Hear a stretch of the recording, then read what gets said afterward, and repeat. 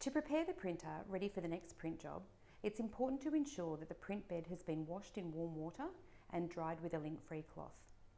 The next thing you need to do is take a glue stick.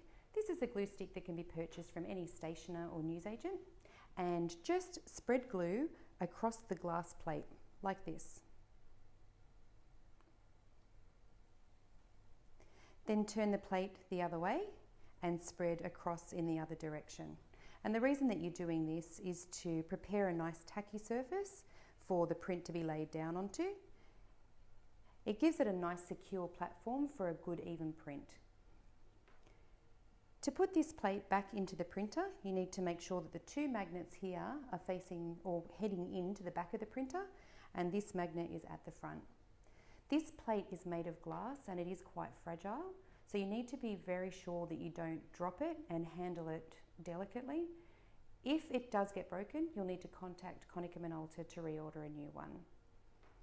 Simply just place that back in the printer like so, and you're ready for the next print job.